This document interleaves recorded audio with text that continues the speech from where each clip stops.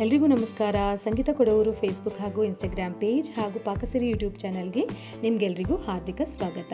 ಸ್ನೇಹಿತರೆ, ನಿಮ್ಮ ಮಕ್ಕಳು ತರಕಾರಿ ರೊಟ್ಟಿ ತಿನ್ನೋಕ್ಕೆ ಫಸ್ಟ್ ಮಾಡ್ತಿದ್ದಾರಾ? ಹಾಗಾದರೆ ಬನ್ನಿ, ಈ ಒಂದು ವಿಶೇಷವಾದ ರೆಸಿಪಿನ ನಿಮ್ಮ ಜೊತೆ ನಾನಿವತ್ತು ಹಂಚ್ಕೊಳ್ತಾ ಇದ್ದೀನಿ. ಒಂದ್ಸಲ ಟ್ರೈ ಮಾಡಿ ನಿಮ್ಮ ಮಕ್ಕಳು ಇನ್ನೊಂದು ಸಲ ಬೇಕು ಅಂತ ನಿಮ್ಮ ಹತ್ರ ಹೇಳಿಸ್ಕೊಂಡು ಮಾಡಿಸ್ಕೋತಾರೆ, ಅಷ್ಟು ಟೇಸ್ಟಿಯಾಗಿರುತ್ತೆ. ಇದನ್ನು ಹೇಗೆ ಮಾಡೋದಂತ ಹೇಳ್ತೀನಿ. ಮೊದಲು ನಾವು ಬೇರೆ ಬೇರೆ ತರಕಾರಿ ಅಂದರೆ ನಾನಿಲ್ಲಿ ಕ್ಯಾಬೇಜ್, ಕ್ಯಾರೆಟ್, ಈರುಳ್ಳಿ ಹಾಗೂ ಸೀಮೆ ಬದನೆಕಾಯಿನ ತುರ್ಕೊಂಡು ಹಾಗೂ ಬೇರೆ ತರಕಾರಿಗಳನ್ನ ತೆಳ್ಳಗೆ ಹೆಚ್ಕೊಂಡು, ಅಂದರೆ ನಾವು ನೂಡಲ್ಸ್ ಥರ ಹೆಚ್ಕೋತೀವಲ್ಲ ಆ ಥರ ಚೆನ್ನಾಗಿ ಹೆಚ್ಕೊಂಡು ತುಂಬ ಸಣ್ಣಗೆ ಹೆಚ್ಕೊಂಡು ಅದನ್ನು ಮಿಕ್ಸ್ ಮಾಡ್ಕೋಬೇಕು ಅಂತಂದರೆ ಎಲ್ಲ ಪದರಗಳನ್ನ ಬಿಡಿಸ್ಕೋಬೇಕು. ಅದು ಒಟ್ಟೊಟ್ಟಿಗೆ ಗಂಟು ಥರ ಇರಬಾರ್ದು. ಈ ಥರ ಮಿಕ್ಸ್ ಮಾಡೋದ್ರಿಂದ ಎಲ್ಲ ತರಕಾರಿಗಳು ಕೂಡ ಈಕ್ವಲ್ ಆಗಿ ಬೆರೆತ್ಕೊಂಡು ತುಂಬ ಟೇಸ್ಟಿಯಾಗಿರುತ್ತೆ ತಿನ್ನೋಕ್ಕೆ. ಒಂಥರ ಗಟ್ಟಿ ಸಿಗೋದಿಲ್ಲ.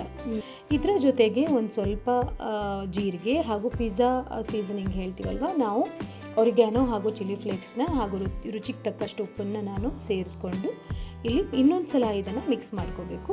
ಯಾಕಂತಂದರೆ ಮಿಕ್ಸ್ ಮಾಡ್ಕೊಂಡು ಒಂದು 5 ನಿಮಿಷ ಬಿಡುವಾಗ ಈ ತರಕಾರಿಯ ನೀರು ಒಂದು ಸ್ವಲ್ಪ ಚೆನ್ನಾಗಿ ಬಿಟ್ಕೊಳ್ಳುತ್ತೆ. ಇದ್ರ ಜೊತೆಗೆ ನಾನಿಲ್ಲಿ ಒಂದು 3ರಿಂದ 4 ಸ್ಪೂನ್ನ ಅಷ್ಟೇ ಒಂದು ಗೋಧಿ ಹಿಟ್ಟನ್ನು ಹಾಕ್ಕೊಂಡಿದ್ದೀನಿ. ಸಾಮಾನ್ಯವಾಗಿ ನಾವು ಒಂದು 2-3 ಕಪ್ ಹಿಟ್ಟನ್ನು ಬಳಸ್ತೀವಿ, ಬಟ್ ಇಲ್ಲಿ ನಾವು ಜಾಸ್ತಿ ಹಿಟ್ಟನ್ನ ತಗೋಬಾರ್ದು. 1 ಕಪ್ ಆಗುವಷ್ಟು ಅಂದರೆ 3 ಸ್ಪೂನ್ ಆಗುವಷ್ಟು ಗೋಧಿ ಹಿಟ್ಟು ಹಾಗೂ 1 ಸ್ಪೂನಷ್ಟು ಕಡಲೆ ಹಿಟ್ಟನ್ನು ಹಾಕ್ಕೊಂಡು ಈ ತರಕಾರಿ ಜೊತೆಗೆ ಚೆನ್ನಾಗಿ ಮಿಕ್ಸ್ ಮಾಡ್ತಾ ಇದ್ದೀನಿ. ನಮಗೆ ಬರೀ ಬೈಂಡಿಂಗಿಗೆ ಮಾತ್ರ ಹಿಟ್ಟು ಬೇಕಾಗತ್ತೆ. ಇಲ್ಲಿ ನಿಮಗೆ ಮಿಕ್ಸ್ ಆಗಿಲ್ಲ ಅಂದರೆ ಇನ್ನೊಂದು ಸ್ವಲ್ಪ ನೀರನ್ನು ಬಳಸ್ಕೊಂಡು ಇನ್ನೊಂದು ಸ್ವಲ್ಪ ನಾವು ಪಕೋಡ ಮಾಡ್ತೀವಲ್ಲ ಆ ಹದಕ್ಕೆ ಇದನ್ನು ಬೆರೆಸ್ಕೋಬೇಕು. ಆ ಹದಕ್ಕೆ ಚೆನ್ನಾಗಿ ಬೆರೆಸ್ಕೊಂಡ್ರೆ ನಾವು ನೀಟಾಗಿ ಪಕೋಡ ಮಾಡ್ತೀವಲ್ವ, ನೋಡಿ ಈ ಥರ.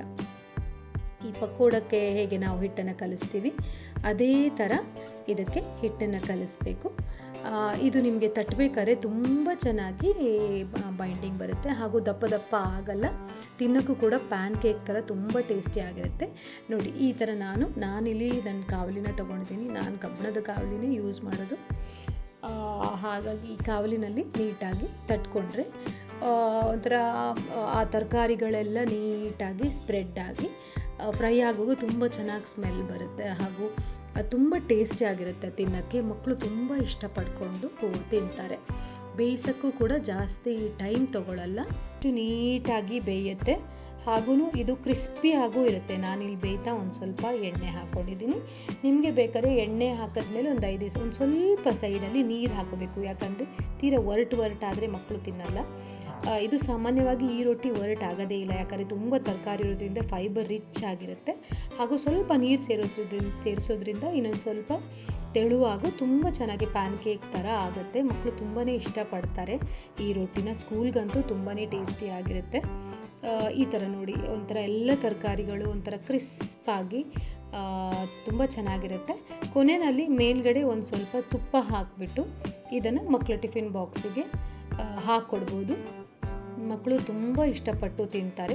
ಗೀ ಹಾಕಿಬಿಟ್ರೆ ಇದಕ್ಕೆ ಬೇರೆ ಏನು ಬೇಡ, ಕೆಚಪ್ ಜೊತೆ ಕೂಡ ನೀವು ಹಾಕ್ಕೊಡ್ಬೋದು. ಇದನ್ನು ಇನ್ನೊಂದು ಸಲ ಟ್ರೈ ಮಾಡಿ. ಇದರ ಜೊತೆ ಬೇರೆ ಬೇರೆ ವೆಜಿಟೇಬಲ್ಸ್ ಕೂಡ ಹಾಕ್ಬೋದು. ನೀವು ಸೌತೆಕಾಯಿ ಕೂಡ ಮಿಕ್ಸ್ ಮಾಡ್ಕೋಬೋದು. ಎಲ್ಲ ಫೈಬರ್ ರಿಚ್ ವೆಜಿಟೇಬಲ್ಸ್ನ ತುರಿದ್ಬಿಟ್ಟು ಹಾಕಿದರೆ ಮಕ್ಕಳಿಗೆ ಅದು ಏನೋ ಡಿಫ್ರೆನ್ಸ್ ಅನಿಸೋದಿಲ್ಲ, ತುಂಬಾ ಇಷ್ಟ ಕೂಡ ಆಗುತ್ತೆ. ಹೀಗೆ ಇನ್ನೊಂದು ಸ್ವಲ್ಪ ಗೀ ಹಾಕಿದ್ರೆ ಹೆಲ್ದಿ ಕೂಡ ಹಾಗೂ ತುಂಬ ತಿನ್ನೋಕ್ಕೆ ಟೇಸ್ಟಿಯಾಗಿರುತ್ತೆ. ನಾನು ಸಾಮಾನ್ಯ ಫೋಲ್ಡ್ ಮಾಡಬೇಕಾದ್ರೆ ಈ ಥರ ಪಿಜ್ಜಾ ಥರ ಕಟ್ ಮಾಡಿಬಿಟ್ಟು ಫೋಲ್ಡ್ ಮಾಡಿ ಮಕ್ಕಳಿಗೆ ಹಾಕ್ಕೊಡ್ತೀನಿ. ನೀವು ಒಂದು ಸಲ ಟ್ರೈ ಮಾಡಿ ಹಾಗೂ ಹೇಗಿದೆ ಅಂತ ಕಮೆಂಟ್ ಬಾಕ್ಸಲ್ಲಿ ತಿಳಿಸಿ. ನನ್ನ ವಿಡಿಯೋಸ್ ಇಷ್ಟ ಆಗಿದ್ದರೆ ದಯವಿಟ್ಟು ನನ್ನ ಚಾನೆಲ್ನ ಸಬ್ಸ್ಕ್ರೈಬ್ ಮಾಡಿ ಹಾಗೂ ನಿಮ್ಮ ಫ್ರೆಂಡ್ಸ್ ಜೊತೆಗೂ ಹಂಚ್ಕೊಳ್ಳಿ. ಎಲ್ರಿಗೂ ಒಳ್ಳೆಯದಾಗಲಿ. ಶುಭ ದಿನ.